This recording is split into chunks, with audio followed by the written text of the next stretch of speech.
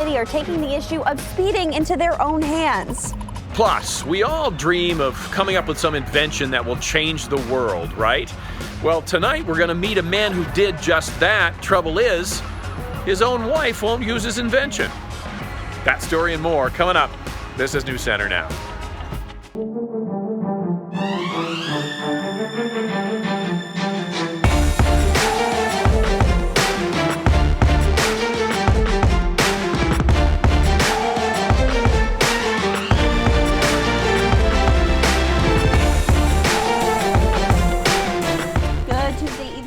I'm Lindsay Mills. So glad you're with us tonight. And I'm Lee Nelson. We begin the news with a look at a very sad problem across the country and here in Maine, the growing number of suicides. Tonight we have information about an event this weekend set up to raise money for suicide awareness and prevention. But first we're going to give you some pretty grim numbers to put this problem in perspective. According to the American Foundation for Suicide Statistics, more than 47,000 people killed themselves in this country in 2017. That same year, almost 1.5 million people attempted suicide. In Maine, every 39 hours, someone dies by suicide. Margie Johnston and Kathy Streffel co-chair the American Foundation for Suicide Prevention's annual Out of Darkness Walk in Portland. Both know all too well the damage suicide can do to families. 6 years ago, Margie lost her 23-year-old daughter, Ashley. In 2015, Kathy lost her younger brother. Both women say the only way we can prevent suicide is to talk about it. He seemingly loved life, just having an internal struggle that he couldn't talk about. Young and old, we need to get the conversation out there so that we can prevent it. Now, again, the walk is being held this Saturday in the morning at Fort Allen Park in Portland. Money raised will help fund educational outreach programs here in the state. Yeah, for more information on how you can take part in the walk or donate, you can go to our website or mobile app. We're going to have much more on this story at 5:30 too. And for anybody who's struggling with suicidal thoughts, please call the Maine Crisis Hotline. It's 1-888-568-1112. Now this, taking the radar guns into their own hands. Residents of one Maine community will soon be out on patrol in an effort to curb speeding in their neighborhoods. It's part of Calm the Traffic, a new program through the South Portland Police Department.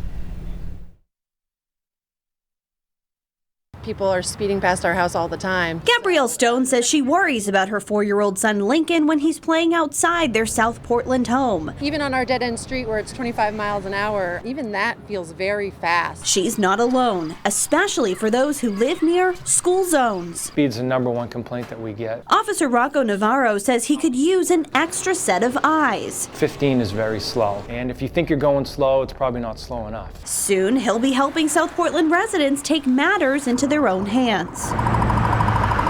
He's going 22. I can't do this all by myself. I'm only one person. That's why he's equipping volunteers with their own That means you're ready to go. radar guns. Basically, just hold it out and you want to look through this lens.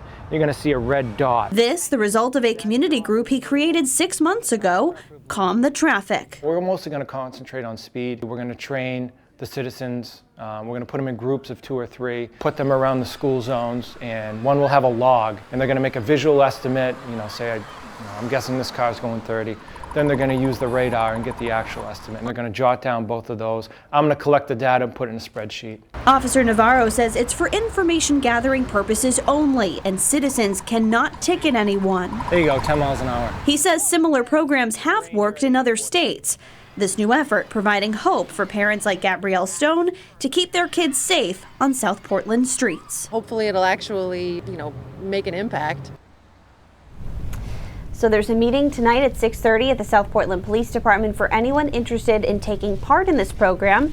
It could start as early as next week. And he also said it's a good way to kind of see if maybe you're thinking there's speeding happening, but maybe it's not necessarily happening. You might think someone's going 10 miles over the speed limit, but really maybe they are going by the speed limit. Right. So it could be a wake-up call. When Keith drives by in his Lamborghini, right, you just assume he's going fast. It's the sound and the color. But really, he's just, he's following the law. No, but that is true. I think especially with kids, and I feel like this is, I'm allowed to say this now that I have a kid. If my kid was like on the lawn I bet you're adding 10 miles an hour to Maybe. perceived speed of the vehicle. Maybe. By the way, can we do better with those radar guns? I think it was gigantic. It was heavy. Yeah, It's got some lifting. I know. Well, you have the guns for it, but I'm just saying it doesn't need to be. I've got something that will measure a room, and it's this big. This technology hasn't gotten to the police department yet, I guess. All right, here's the visible satellite. We had off and on cloudiness today, and we talked yesterday about how it wasn't going to be a perfect day, but much improved. And that's how it turned out. Had a couple of sprinkles. Those died down, though, in the afternoon. Temperatures mid-70s where we saw the most sunshine, but where we saw more kind of considerable cloudiness is what I would call it, in the mid and upper 60s for highs at 68 in Bangor, 65 in Millinocket. Average high starting to slink down on us, though, to 74 degrees. So, I know, yeah, boo. But it never gets higher than 79, if that makes you feel any better. So, in the 60s right now, 70s along the southern coastline. A couple of sprinkles, again, have died down out there. There's not much left in the atmosphere. Tonight is partly cloudy to mostly cloudy. And I think we see a little sun tomorrow morning through maybe about the middle of the day, and then some showers and thunderstorms start to pop up. Some of these guys could be strong to severe, so we'll talk more about that threat. And, of course, everybody is interested in Dorian. We'll talk about that as well. All right, Keith, thank you. Speaking of, through the world of Snapchat, we're going to see what things look like in the Bahamas. Residents there waking up to flooded neighborhoods today in the wake of Hurricane Dorian. Here's a look at some Snapchat posts from there today. The International Red Cross says more than 13,000 homes have been severely damaged or destroyed on just 2 islands there. The United Nations estimates more than 60,000 people will need food following what they're calling this catastrophic storm. At least 5 people, they say, have died so far. And again, Keith will have much more on Dorian coming up in the next 90 minutes here on News Center Maine. All right, we'll check some other news this Tuesday evening. The Office of the Public Advocate here in Maine is asking the Public Utilities Commission to fine Electricity Maine for what they call misconduct in their marketing campaigns. The Public Advocate is Barry Hobbins, and he says the Office of the Public Advocate, the OPA, is recommending the Commission impose a $1 million penalty and suspend Electricity Maine's license to operate for a year. Hobbins says Electricity Maine went door to door in November of 2017 through July of 2018, and during that time, more than 70 complaints about fraudulent or deceptive marketing perpetrated by Electricity Maine sales agents were received. The OPA says these agents for Electricity Maine posed as Central Maine Power auditors or claimed to be CMP employees. Some agents allegedly said they were from Electricity Maine but promised to lower bills if the customer signed up. The OPA says the campaign targeted vulnerable populations such as the elderly, and in its testimony, Electricity Maine did not deny the vast majority of specific allegations of misconduct. The bodies of 20 victims have been recovered in the Pacific Ocean off the coast of California in the wake of that charter boat fire. 14 more people are still considered missing. The Coast Guard has now suspended the search for them. Divers have reportedly seen between 4 and 6 other bodies in the sunken wreckage, but the boat is too unstable for a recovery effort. Only 5 people survived. All of them were crew members who survived. They were awake when the fire broke out, but most of the passengers were asleep below deck. Still no word on how that fire started. Walmart is making more changes to its gun sale policies. The chain, as of today, is broadening its ban on handgun sales to stores in all 50 states. And they're also discontinuing the sale of handgun ammo when their current supplies run out. They're even asking customers to refrain from openly carrying firearms into Walmart stores, even in states where that's legal. The announcement comes just days after, of course, the mass shooting claimed 7 lives in Odessa, Texas, and it follows 2 other back-to-back shootings last month, one of them at a Walmart store. In that case, 22 people were killed at the El Paso, Texas Walmart. Lewiston could be added to the growing list of cities opting to use syringe receptacles in heavily used spaces like parks and other community areas.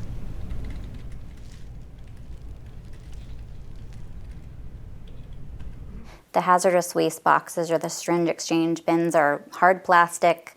They come out in a single unit, so you can mail them back. You mail them back to a company that does all the disposal of that, so another human isn't actually having to touch needles and potentially exposing them to something that could be on that. Coming up tonight at 6, Samantha York will have a full preview of a vote that's supposed to take place tonight with the City Council. Well, more and more stores are using self-checkout systems. We'll see a new prototype underway. Testing's underway for that. Overseas, it requires your smartphone as part of the transaction. Okay. And the inventor of the ATM tells us the story behind the device and introduces us to one person in his life who has never even used an ATM. So I'm going to be super hip for a moment and with the times, but have you seen the abbreviation now on like social media or text messages, ATM? No. Okay, I saw it come up recently. Do you want to take a guess as to what it stands for? So it's not what this No. ATM is. At the mall. You're so close. At the market. You're so close. At the.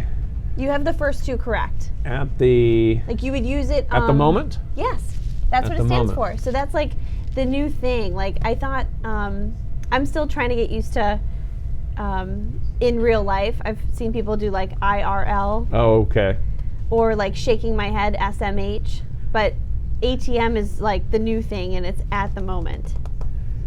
Yeah. See how smart I am? That I almost had it? You got it. When they were I was at the mall. I was listening to these girls talk about it on this podcast, and I was like, ATM, what could it be? I was so confused. I didn't get it. I had to That have sounded them like say it. anti-M. Yeah. Had you seen that, Liam? Have you seen like people use ATM in text messenger? No. It stands for at the moment. I don't know when. I can't think of a sentence you would say. I can't talk ATM. Can't talk at the moment. There we go. Look at us. We're piecing it together. For any cool information, just send me an email. Except I don't know what my email address is. At the moment. Right, at the moment, ATM. You should text your kids that tonight and see if they know what it is. Like in regular I conversation. wonder if they would know.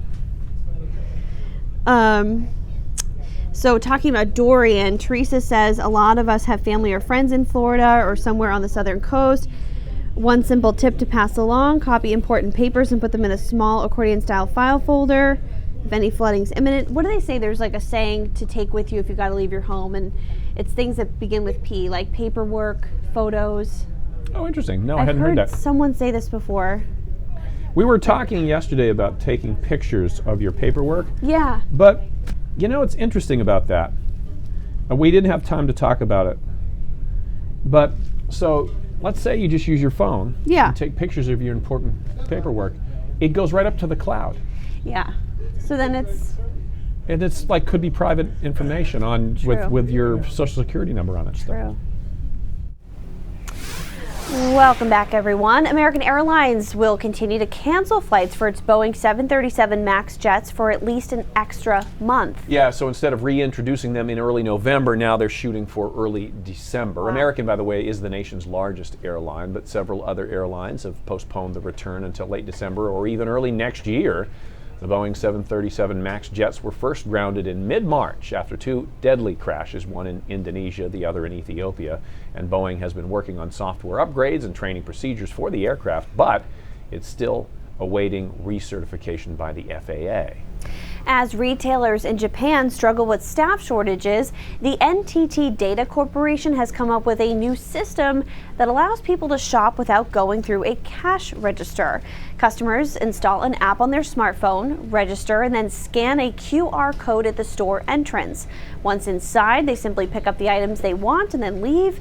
Cameras set up on ceilings and sensors on shelves determine which merchandise has been taken. Shoppers are automatically charged on the app. NTT Data is looking to have this system in place at 1,000 retail shops by early 2023. All right, colleges in Maine are back in session, but that doesn't mean all the students took the summer off. We'll explain. And Keith is back with a full look at the forecast.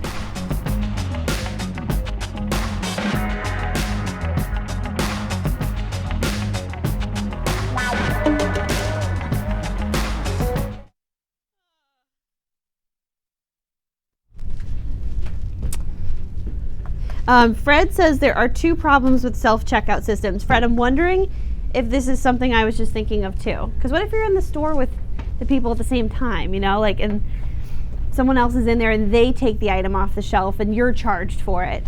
So Fred says, Right. first of all, it replaces some of the employees, and secondly, every time I go to Hannaford, at the airport mall or other supermarkets, I see the problems. Sometimes customers need an employee to come over and help them that 2 or happens all 3 the time. times.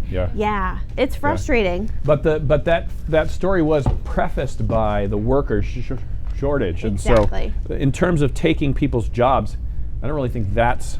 I mean, They're just in some desperate cases for- that would be the case, but Sure. but also, I mean, unemployment is in some places in Maine even is like 1.9% right now. Yeah. It is.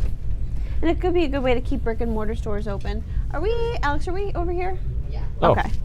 But I just hopped up into my chair.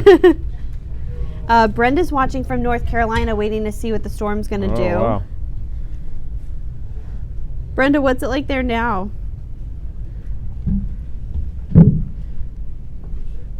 Patrick says he needs a radar gun where he lives.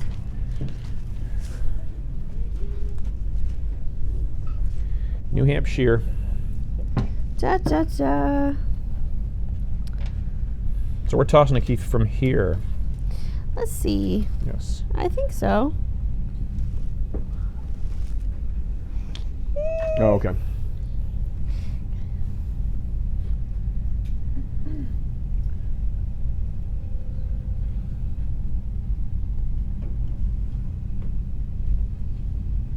Cool.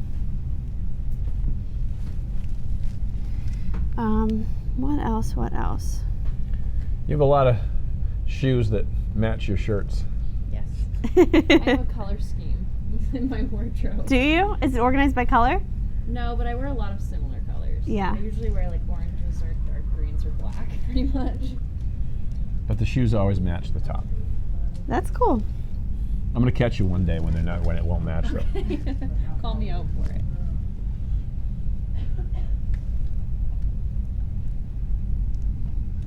I just got these and I already scuffed them. Brenda says she's in Linden, North Carolina, but the coast is experiencing large-scale waves and rip currents. Glad to hear you're inland.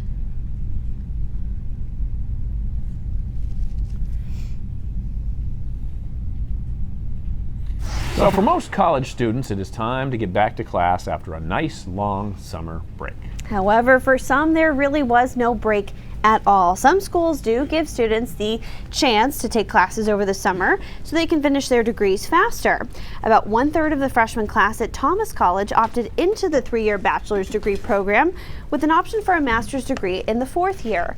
There are all kinds of options for traditional and non-traditional co-eds. It is just a great, great testament to what goes on in the state of Maine, is that we have so many different people at so many different stages of their life taking the time out to say, there's a place I want to go, and education can get me there.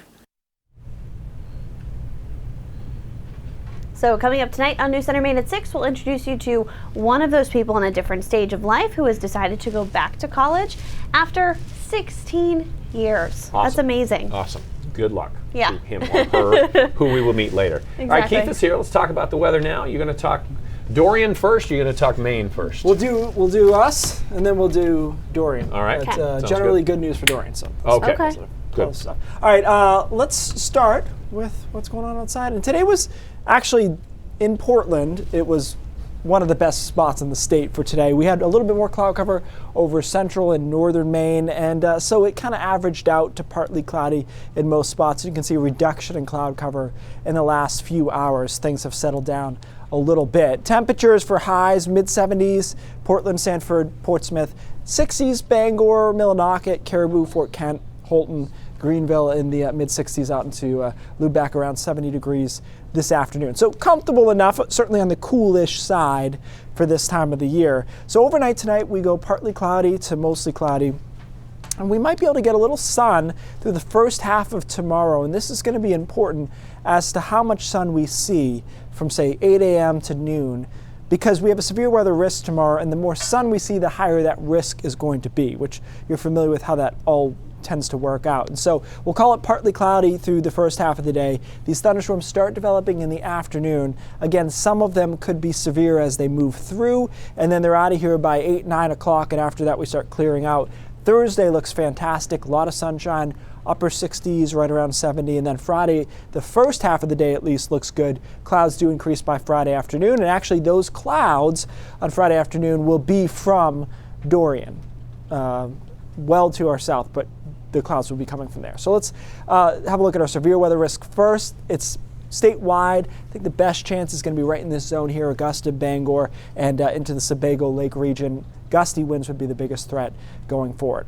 All right, here is Dorian. This is a long loop, and I just want to show you how it went from this absolute annular buzzsaw formation, unfortunately, right over the Grand Bahama for a long period of time, basically 2 days, which is just unprecedented. But watch the eye wall fall apart here through today, and now it's elongated, and there's no eye left. So that's all good. You can see the kind of de-evolution of that storm. So it's a Category 2 right now, and it's going to move off to the north and west. And I do think it's possible still that it makes a landfall actually in Georgia or into South Carolina here.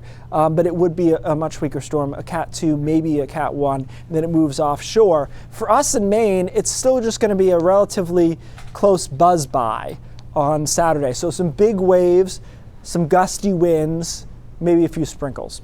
Not a huge deal. Just good wave watching more than anything, I think. So after that, still no heat. Upper 60s, low 70s. There's no big heat in there. We're going to talk more about Dorian in a second as to its whole life cycle is really, really interesting. So I went back 10 days, and we're going to go start to finish. So Dorian as a thunderstorm and Dorian as a Cat 5. So it really is amazing to see those images. Just it evolution was so strong at one point. Perfect. We're starting to get the video out of those locations, and it's obviously it's not good. It's what you'd expect to be in a Cat 4, Cat 5 eye wall for 2 days. I can't think of it happening in this area, like in the Gulf or even the Caribbean. That's more of like a Western Pacific thing. It happens with typhoons sometimes, Okinawa, for example, but it's very rare here. Yeah, roofs ripped off homes, flooding. A lot of them are just gone. Yeah. That was awful. All right, Keith, thanks. All right, moving on to this. As we told you yesterday, the ATM turned 50 years old.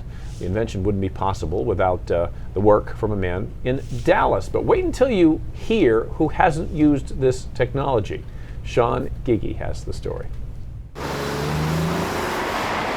Generationally speaking, senior citizens don't always embrace new technology. But this is unbelievable. I've never used an ATM. Shocking? Not really. Except she's married to this man. The inventor of the ATM machine. This guy next to you invented the ATM, and you haven't used it. I like my bank up here on the corner. And see, Sean, I'm delighted because, if she kept going to the ATM, I'd be out of a lot of cash. The idea behind Don Wetzel's automated teller machine, the ATM. This is the beginning. Yeah. And it starts in 1968. It was payday. Happy guy. Don had just gotten his check and needed to cash it. But when he got to the bank, the line was more than an hour long. And I just got agitated because, I didn't want to spend an hour, 2 hours just trying to cash a check. Don figured there had to be an easier and faster way to get cash. And what is this? And this was it. This is the patent for the ATM. Using the ATM was easy, but marketing it was a hard sell. My name is... In fact, the first banker who heard Don's idea nearly laughed in his face. And he thought I was nuts. He thought that was the dumbest thing he ever heard. Even Don had low expectations. Yes, if we could sell 4,000 of these machines, it would be a very successful product for the company. And how many are there now? 3.5 million installed. And I never dreamed it would be that way. Today, the only place you won't find an ATM is in front of his wife.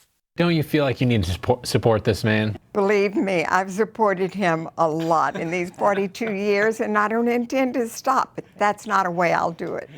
Because the only ATM she trusts is on his way home. In Dallas, I'm Sean Gigi. They're still married. Right. Even though they have that little thing, so all is well. Yeah. Hey, fall's just about upon us, and with it comes those brief few weeks as the colors ignite the Maine landscape. If you are a serious leaf peeper or just enjoy the fall colors, this map from the Smoky Mountains will help make sure you are not caught unaware, wishing you had planned a hike or family photos before the fall colors are gone. According to this year's map, October 5th through the 12th is the range for peak colors for northern Maine, October 12th through the 19th, time for peak colors in southern Maine. The key factors affecting fall colors: sunlight, rainfall, soil, moisture, and temperature. Very good. Get that calendar ready to go. Okay. A lot more coming up on News Center Maine at 5:30. Cindy's here with a preview. Hey, Cindy. That's right. A lot of people think vaping really isn't a big deal in our schools, but just ask a teacher or administrator and they will tell you they spend almost every day collecting them, that it's distracting and annoying. Well, now a statewide ban on these devices is about to take effect in our schools. We've got details just ahead. And Democratic presidential candidate Cory Booker is coming to Maine to campaign. We've got the when, where, and how you can attend if you are so inclined. It's all ahead on News Center at 5:30. That and more. Back to you. Awesome.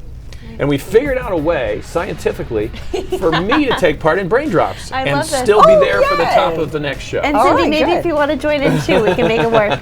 I'm afraid of what I'll say of half of them. Yeah, I'm a little afraid too. We'll see. It could be bad. Stay tuned for that. That's when we come back. And Alex is going to get an arm workout. You're coming down. Yes, we're gonna do brain drops from downstairs, which I think is so cool. So, little behind the scenes information. We've always wanted to do a shot where we're walking from this studio or from this studio to downstairs, but for some reason the connection never worked. But now it does? But we looked into it, and by we, I don't mean me. I was gonna say, I had nothing to do with that either.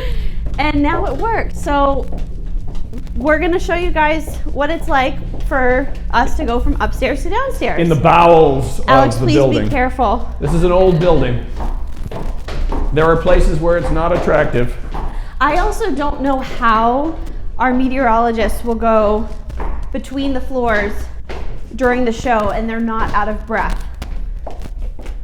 You know, like, it's pretty impressive. I think it's just because you're carrying more than your share of weight right now. That's true. But yeah, so this is the way we go to go from upstairs to downstairs. Thank you very much. Thank you. All the shots down. Keith, how cool is this? That's good idea. I love this. All right. So I guess, how do we all want to stand? That's the only challenging thing. It's a little tight. But Yeah. you kind of have to push to the side a little bit. Okay. I'll be right there. Tuesday. Why don't you take the inside, Lindsay? I'll take Inside? the outside. Okay. Yeah. 5:30 Cool. Tuesday. And Paula is the sweetest. She texted me yesterday, oh no. and she offered to help set up baby not stuff. going. I'm like, that's Oh so yeah, nice. There we go, she good. mentioned that. I said we might take you up on the car seat, Yeah, like the I car told seat you. balance. All right. It's easy. Yeah. Let's take this out of the way for a minute here. Yeah, yeah, Oh, yeah. actually, did you want this? No. No. That's good. Okay. We're going to need prompter on 2 at some point too. Cool. I just feel so bad for the people of the Bahamas. Yeah, it's so bad. Oh, I was like glued to the TV yesterday watching it. Whenever you get the chance, can you flip 2 as well, please? It's amazing how fast the networks can get people on the phone too. Oh yeah, there's people out there. Yeah.